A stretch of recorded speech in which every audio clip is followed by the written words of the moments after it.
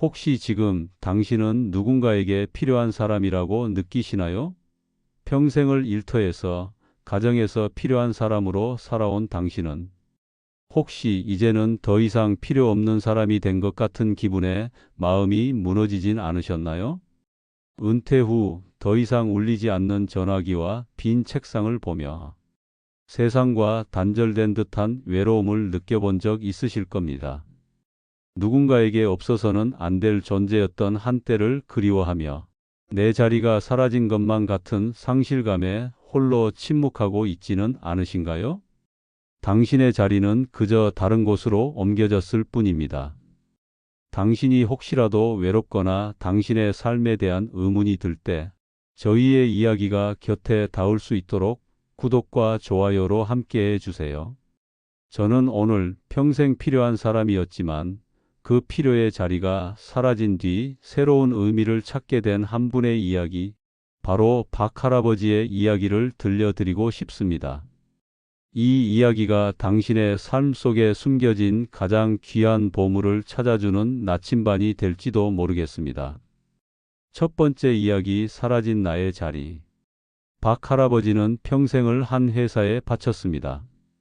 젊은 시절부터 밤낮 없이 일하며 누구보다 빠르게 인정받았고 40대에는 최연소 팀장이 되어 부하 직원들을 이끌었습니다.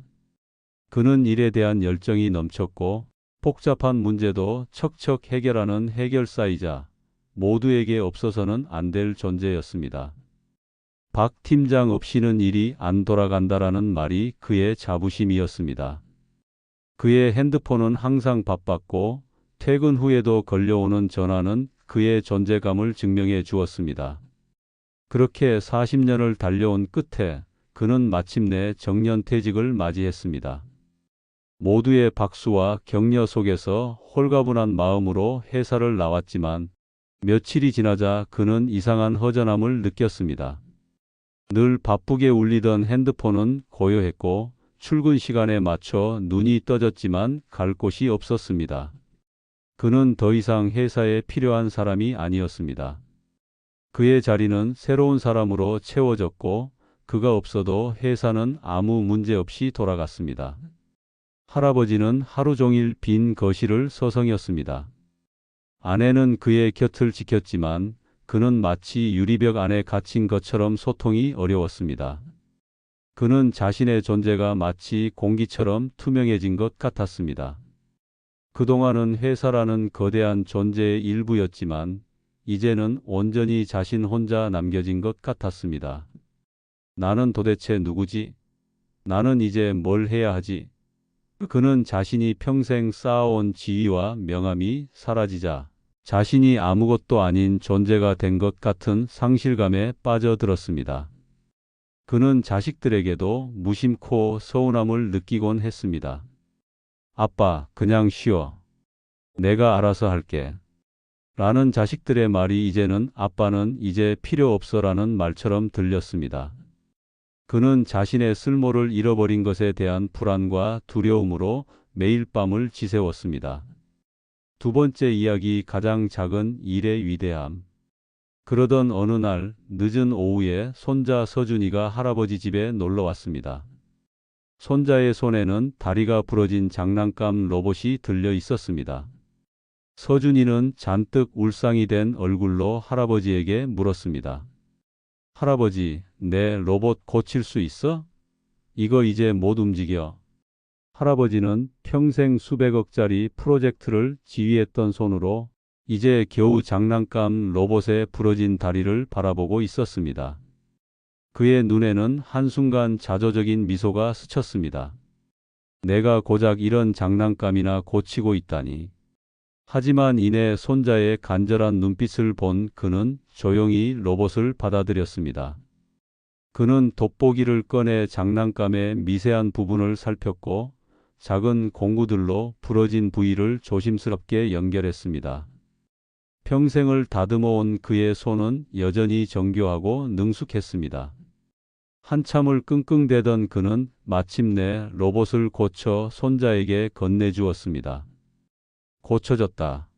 서준이는 환호하며 할아버지의 품에 안겼습니다. 그 순간 할아버지의 마음속에는 오랫동안 느껴보지 못했던 따뜻한 감정이 퍼져나갔습니다. 그것은 거대한 프로젝트를 성공시켰을 때의 성취감과는 다른 것이었습니다. 크고 화려한 성공이 아니라 누군가의 작은 필요를 채워주었을 때 오는 순수한 기쁨이었습니다. 그는 깨달았습니다. 필요하다는 것은 결코 큰 일만을 의미하는 것이 아니라는 것을요. 이처럼 당신의 삶에도 작은 깨달음이 닿을 수 있도록 저희 시니어 목소리 공책이 함께 하겠습니다.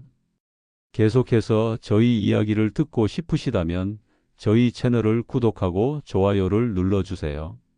세 번째 이야기, 다시 찾은 나라는 이름의 가치. 그 작은 장난감 로봇을 고쳐준 것을 시작으로 할아버지의 일상은 조금씩 변하기 시작했습니다.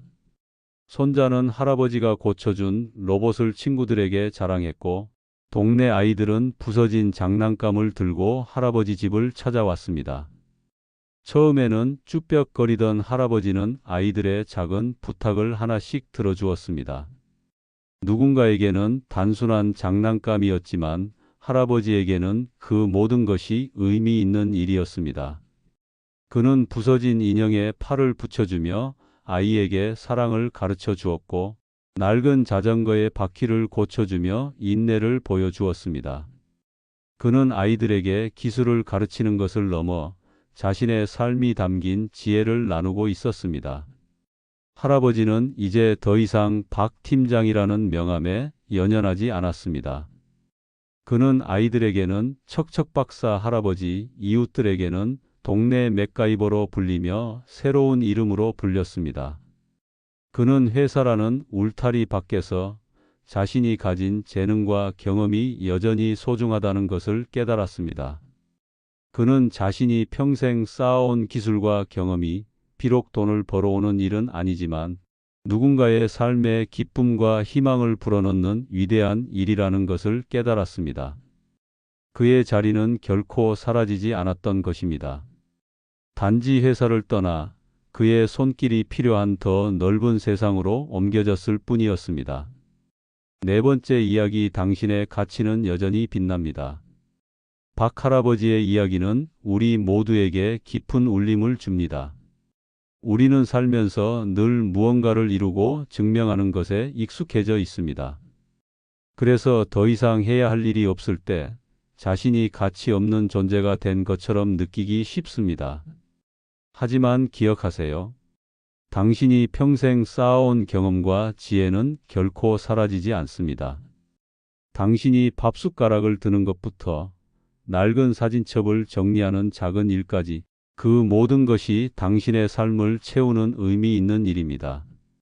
당신의 지혜는 누군가에게는 새로운 배움이 되고 당신의 존재는 누군가에게는 따뜻한 위로가 될 수 있습니다.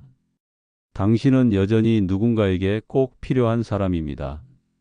그것은 거대한 프로젝트를 성공시키는 일이 아니라 작은 손자의 장난감을 고쳐주는 일일 수도 있습니다.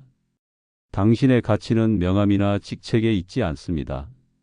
당신이 가진 따뜻한 마음과 지혜, 그리고 존재 그 자체에 있습니다.